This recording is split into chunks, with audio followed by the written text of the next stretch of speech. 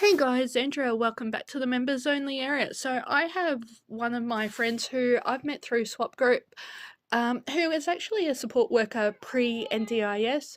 So I'm also going to edit Liz, who is post-NDIS.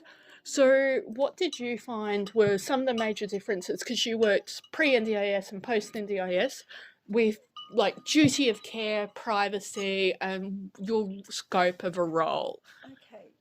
When I first started, it was definitely Salvation Army, run by a Salvation Army major, two of them, one after the other. When I first started, all clients went off site during the day. There was no on site during the day. So they were bused to either the Endeavour workshop or to living and learning centres. None of them were in private centres. It was all living and learning, all Endeavour. Shifts were 6 to 10 a.m. or 2 to 8 or 2 to 10 plus sleepover. There were 3 cottages with 8 clients. There was 1 sleepover person. So the person that was on sleepover did a walk around just before 10 o'clock to ensure everything was safe, locked up, shut the gates, went to bed, but was on call until back on the desk on deck at 6, did the 6 to 10 and then off. Really scary being in charge of 3 cottages and 28 people with just 1 person. What do you do if you need an ambulance? Who goes and opens the gates and waves the ambulance in? Who stays with the client? Can't be in 2 places at once. Don't need to wake other clients up. Very interesting, very scary.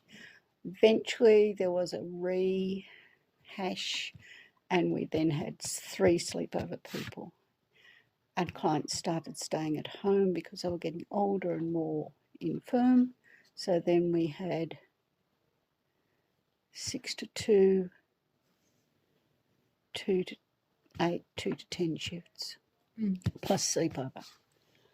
And that didn't change until after NDIS.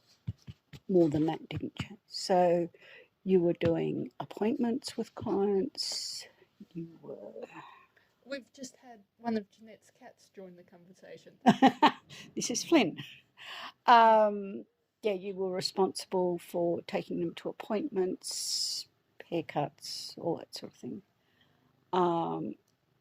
We had an activities officer who organised weekend activities, and it was usually group activities. So we had a 22-seater bus, off we would go. Bus and a couple of cars, so that if someone needed to come back, that was possible. Sorry, you're going to have to edit. No, don't stress. So did you, now pre-NDIS, you've obviously heard me talk about my support team and how the ratios of supporters change, being 1 to 2, 1 to 3, 1 to 10 at the max. Do you think that that's a good thing in having those change of ratios? I think it's much better for the clients. It gives them much more, enables them to have more autonomy in a way. They can choose what they want to do. They're not so, oh, well, we're going to do this, you're going to do this, which is what it was in the past. Even shopping with clients, the big difference now, the big difference is that we were encouraging the clients to speak up for themselves. We weren't taking over for them. I think the whole My Life, My Choice was a great thing. And we would get, some support workers were great. Others were, oh, well, we'll just buy them shoes off the shelf because it's quick and easy. We don't need to get shoes fitted. We don't need to get bras fitted. That's scary. That's rude. I'm sorry. I always felt that was rude, not getting bras fitted. I think that's not a basic right, but it's a personal dignity thing. And it's also for those hitting puberty a rite of passage. Well, I didn't deal with young people. All mine were adults with intellectual disabilities. So adults, yep. We didn't have many with other disabilities. There were No, acquired brain injuries. There was Down syndrome. There was one lady with Down syndrome and a leg missing, so she had a prosthesis. We had epileptics. Basically, that was it. Yep. Mostly, I think probably Down syndrome, acquired brain injuries. And it was interesting because we had one guy who'd been at a party, riding in a ute, fell out, had been drinking. He was a school friend of one of our support workers. Oh. So that change in dynamic was really interesting. But that was several years down the track, like 30 years down the track since they'd been at school together. Really interesting change of dynamic. And that shows that anyone can become disabled at any Absolutely. You do not have control in that aspect of your life. You don't know what's going to happen. You could have I had a friend that had a stroke at work. Was in a coma. Never came out of the coma. 29. Yeah.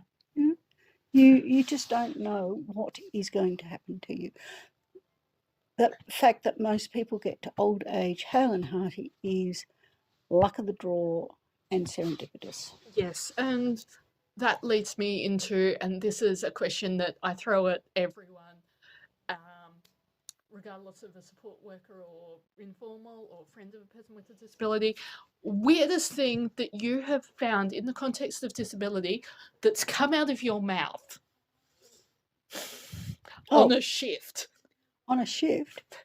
So some of the ones I've heard is a person who was obsessed with water going down the toilet, flushed his dinosaurs down the toilet, and the support worker having to actually flush them out. Yes, literally get the plumber and get them out. I've had support workers have to remind me that the stove is hot. Yes, I can edit. I don't remember any. We had one client that was obsessed with washing, and she would empty her wardrobe into her laundry basket every day, and you would say, no, it's not your day to wash. Put them all, these are clean, put them all back, please. She would try and change her bed every day. No, it is not your day to do your bed. Because having 8 in a cottage, there was a roster. Yes. To use the word. You had one day for sheets and towels, one day for everyday washing, and that was it. But she was obsessed. And what's the, and feel free to say no comment, most heartbreaking thing you've had to deal with as a support worker or witnessed on, how did you separate that from work and personal? Oh, having to tell a client that her horse had died. She had grown up with this horse. It was home on the farm at Dolby. Oh, shouldn't identify, should I? You might need to strike. Her brother phoned to say Liberty has died and we can't get in to tell her. So I had to tell her that her horse Liberty, that she talked about every day, had died. And what is the funniest situation you've been in that looking back you go, objectively that was funny, but at the time you're going, how do I handle this? I could see the tears going. Being on the railway station at Spring Bluff when we had a client who didn't cope with loud noises, sudden noises. Oh no. And he had opted to come back on the bus, not on the train. We'd done a trip and a picnic lunch. Sorry. And he was standing on the station waving goodbye to everyone, and as a train went past him, they pulled the whistle. It took me 15 minutes to calm him down, to get him calm enough to get in the car. Yes. These are objectively the things that support workers deal with on a daily basis. And so that just proves the point of you can't judge disability. Disability isn't a look, and that if you think someone's not disabled, think again. Yes. I actually think in some respect we all have some disability. whether it is a blindness Mm-hmm. to something or not a bigotry, but that Yeah. type of, you don't deal with that section of humanity well. Mm. I think in some respects we all have our areas of struggle. Mm. And you may not think you are struggling with it, but others can see that, yeah, that's an area of concern for you. Yes, and that leads us quite nextly into the other one that I ask, and this is in the style of Matt Walsh, is how would you define disability? So, what to you is a disability? And I know I've probably stumped you there.